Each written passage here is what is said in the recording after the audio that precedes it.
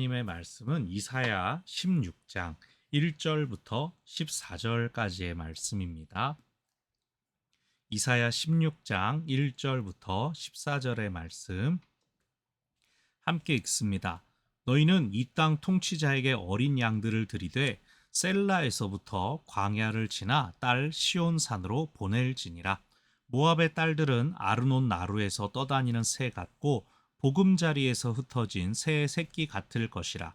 너는 방도를 베풀며 공의로 판결하며 대낮에 밤같이 그늘을 지으며 쫓겨난 자들을 숨기며 도망한 자들을 발각되게 하지 말며 나의 쫓겨난 자들이 너와 함께 있게 하되 너 모압은 멸절하는 자 앞에서 그들에게 피할 곳이 되라.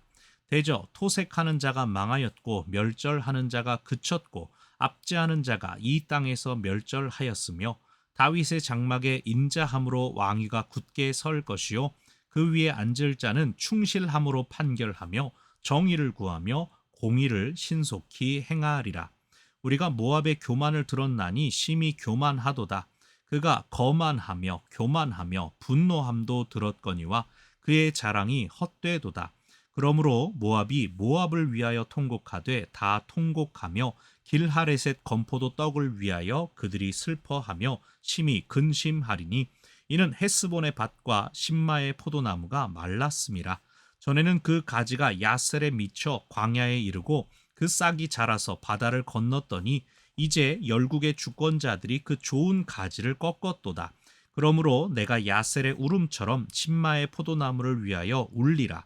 헤스본이여 엘르알레여 내 눈물로 너를 적시리니 너의 여름실과 네 농작물의 즐거운 소리가 그쳤음이라. 즐거움과 기쁨이 기름진 밭에서 떠났고 포도원에는 노래와 즐거운 소리가 없어지겠고 틀에는 포도를 밟을 사람이 없으리니 이는 내가 즐거운 소리를 그치게 하였음이라. 이러므로 내 마음이 모압을 위하여 수금같이 소리를 바라며 내 창자가 길하레셋을 위하여 그러하도다. 모압이 그 산당에서 피곤하도록 봉사하며 자기 성소에 나아가서 기도할지라도 소용없으리로다. 이는 여호와께서 오래전부터 모압을 들어 하신 말씀이거니와 이제 여호와께서 말씀하여 이르시되 품꾼의 정한 해와 같이 3년 내에 모압의 영화와 그 큰 무리가 능욕을 당할지라. 그 남은 수가 심히 적어 보잘것없이 되리라 하시도다. 아멘. 어제 말씀에 이어서 계속해서 모압을 향한 말씀들이 외쳐지고 있습니다. 모압도 심판을 받아야 되는 당사자죠. 그러나 하나님의 본심 뭐라 그랬습니까? 너네들 다 심판해서 없애버리겠다. 이것이 하나님의 본심이 아니라 그 가운데에 하나님의 위로하심과 또 살려주심과 구원하심을 만나게 하시는 것이 하나님의 뜻이기 때문에 오늘 본문 가운데에서는 모압에게 너네 이렇게 해라라고 하는 권면의 말씀이 있고 또 너네들이 이런 것들은 잘못됐다라고 하는 탄식 그리고 심판의 메시지가 혼재되어서 섞여져서 나타나고 있습니다. 자, 그래서 이제 1절 16장 1절에서 너희는 이 땅의 통치자에게 어린 양들을 드려라라고 나옵니다. 이것은 사실 역사적인 사실 가운데 있었던 부분을 다시 반복하는 겁니다. 모압 왕 메사가 열왕기 하 3장을 보면은 강력했던 북이스라엘 오므리 왕조의 아마 아합 왕 때였던 걸로 제가 기억을 하는데 그 오므리 왕조가 다스리는 북이스라엘이 굉장히 강력했습니다. 그래서 한참 남쪽에 있었던 모압이 그 북이스라엘을 이길 수 없어서 양털 10만 마리, 양 10만 마리의 털과 순양 10만 마리의 털, 이런 털들을 엄청나게 많이 조공으로 바쳤던 얘기가 열왕기에 나타나 있습니다. 지금 그 얘기를 다시 반복하는 겁니다. 하나님의 백성 앞에 조공을 바쳐라. 광야를 지나 딸 시온산으로 보내라라고 하는 것은 남유다에 대하여 그렇게 하라라는 것입니다. 지금의 북이스라엘은 또 죄 짓고 교만함으로 인하여 아수르에 의해서 굉장히 위축되어 있는 상황이기 때문에 이건 앞에 살펴봤기 때문에 남유다 주변에 남아있는 다른 나라들이 다가오는 그 아수르의 공포와 위협 가운데에서 하나님의 편에 서라라고 말씀하시는 겁니다. 2절 너희 딸들은 떠다니는 새 같고 보금자리 흩어진 새 새끼를 같을 것이라. 연약해서 지금 딸이라고 표현됐지만 꼭 여성을 이야기한다기보다 모압의 자손들, 아이들, 연약한 이들, 내일을 책임져야 되는 그들, 참으로 지금 불쌍한 백성들의 모습이 새들과도 같다. 흩어져 있다. 참 약해져 있다. 그래서 너네가 이제 유다에게로 조공 바치고 유다에게 의지해라. 우리 편에 붙어라라고 합니다. 근데 3절에 갑자기 이제 그 유다에게 하시는 말씀이 나옵니다. 방도를 베풀며 공의로 판결하여라라고 나옵니다. 우리 성경에는 이렇게 나와 있지만 이 개역 개정에서는 이렇게 누구한테 말했는지 정확히 보이지 않지만 다른 번역들 가운데에서는 이제 시온을 향하여 혹은 유다를 향하여 하나님께서 말씀하시는 그것이 나타납니다. 하나님의 편에 서 있는 자, 하나님을 믿는 사람들은 이 땅에서 공의를 행해야 된다라는 것을 앞에 여러 번 말씀하셨죠. 모압이, 저 불쌍한 새 새끼와도 같은 모압이 피할 길을 유다에게 너네가 열어주어라라고 하는 겁니다.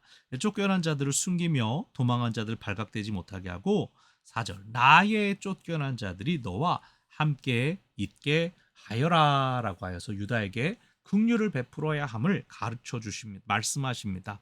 4절 가운데 너 모압은 멸절하는 자 앞에서 그들에게 피할 곳이 되라 그러는데 모압 자체도 지금 도망가고 있죠. 그래서 여기 번역은 모압 보고 또 피할 곳이 되라가 아니라 모압이 유다에게 피하여라라고 하는 그런 문장으로 볼 수가 있습니다. 4절 가운데 보면 또 대저 토색하는 자 망하였고 멸절하는 자 그쳤다. 압제하는 자가 이 땅에서 멸절하였다. 아수르가 유다에 대해 힘을 발휘하지 못하고 있다라고 하며 5절 다윗의 장막에 인자함으로 왕위가 굳게 서고 또 앉을 자가 왕이 충실함으로 판결하면 정의 공의를 신속히 행할 것이다. 하나님께서 유다와 함께 하시니 유다의 왕이 그들을 지켜줄 것이다. 보호할 것이다. 하나님의 공의와 정의를 이 땅에 실현할 것이니 어떻게 해라? 모압아 우리에게 붙어라 라고 구원으로 초청하는 음성입니다. 그러나 6절 모압을 향한 두 번째 탄식의 말이 나옵니다. 교만을 들었다. 심히 교만하도다. 그가 거만하며 교만하며 분노함도 들었거니와 자랑이 헛되도다. 지금 6절 가운데에서 모압이 교만하다라고 하는 것들이 단어를 조금씩 바꿔가면서 5번이나 지금 나타나고 있습니다. 교만, 교만, 거만, 교만, 자랑. 7절 그러므로 모압이 모압을 위하여 통곡한다. 자기 스스로 자존감 높고 자기 자랑 뽐내던 사람이 그것이 꺾여졌을 때 그 좌절감은 더한 것이죠. 통곡하되 다 통곡하며 길하레셋 건포도 떡을 위하여 슬퍼하며 근심한다. 그들이 자랑하던 그들 가운데 나던 이 뒤에 이제 포도나무에 대한 언급들이 쭉 나오는데 잘 나가고 막 수출까지 하던 그 포도 그 결실들이 다 말라버린다. 다 없어져 버린다라고 하는 것을 이야기를 합니다. 이 8절 끝에 열국의 주권자들이 그 좋은 가지를 꺾어버렸다. 다시 열매 맺기까지 더 많은 시간이 걸리도록 가지가 꺾여버렸다. 9절 그래서 신마의 포도나무를 위하여 울리라. 내 눈물로 너를 적실 것이다. 9절 끝에 너의 여름실과 농작물의 즐거운 소리가 그쳤다라고 하여서 하나님의 심판으로 인해 그들의 자랑이 꺾이게 되었다. 근데 왜 심판하셨다? 교만하였기 때문에 너희가 가진 것이 너희 스스로 개척하고 일군 것으로 착각하는 그 교만에 대하여 주인이 누군지 알려주시기 위해서 하나님께서 너의 교만을 꺾었다라고 하시는 겁니다. 10절 즐거움과 기쁨이 기름진 밭에서 떠났고 포도원에도 즐거운 소리가 없어지고 포도 밟을 사람도 없다. 내가 즐거운 소리를 그치게 하였다. 하나님께서 너네들 왜 이게 니네 건 줄 아냐. 정신 차려라. 라고 아주 강하게 심판하시면서 가르치시는 것이죠. 11절 내 마음이 모압을 위하여 수금같이 소리를 바라며 창자가 길하레셋을 향하여 위하여 그러하도다. 이 내 마음이라고 툭 튀어나오는 건 보통 선지자의 말씀을 전하는 선지자 이사야의 마음을 이야기하는 겁니다. 아우 안타까워라 라고 이야기하는 것입니다. 이게 한 번씩 이제 하나님의 말씀 가운데 사람의 반응 어떡하냐라고 하는 이사야의 반응이 들어옵니다. 12절 모압이 산당에서 피곤하게 봉사하며 성소에 나가 기도해도 소용없을 것이다. 여기 산당이나 성소는 자기들이 믿는 신이죠. 우사에게 아무리 빌어봐야 소용없다. 하나님의 심판을 그 어떤 것도 막을 수 없다. 13절 여호와께서 오래전부터 모압에 대하여 경고하고 말씀하셨다. 모압은 남이 아니죠. 모압, 암몬, 에돔 사실 다 형제 나라니까 신명기에 그들 사는 땅 뺏지 말아라라고 하나님이 은혜를 주셨던 땅들인데 또 하나님께로 돌아오진 않았기 때문에 경고의 말씀, 교만에 대한 잘못을 명명백백히 밝히시며 심판할 것을 말씀하십니다. 14절 품꾼의 정한 해처럼 3년 내에 이제 가까운 미래에 모압의 영화와 큰 무리가 능욕을 당하고 수가 적어 보잘것없이 될 것이다. 모압은 심판받을 것이다 라고 하는 것이 이제 오늘 본문의 마무리입니다. 우리가 두 가지를 기억하기를 바랍니다. 첫 번째로는 피난처가 되는 교회가 되어야 되겠습니다. 오늘 초반부 말씀에 있었죠. 모압을 향한 이 권면의 말씀들 가운데 유다 편에 붙어라 라고 말씀하신 다음에 유다를 향하여도 말씀하십니다. 너네가 숨겨주어라.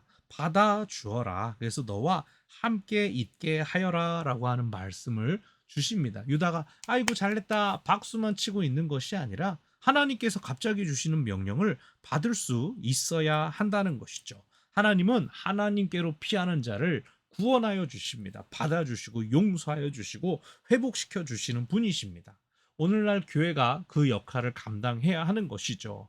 판단하시고 또 심판하시는 분은 하나님이신데 교회가 누군가를 정죄하고 교회가 누군가에 대해 잘잘못을 따지고 평가해서는 안 된다는 것입니다. 그래서 교회는 뭐 역할을 해야 됩니까? 왜 우리 교회가 방주가 되기를 바랍니까?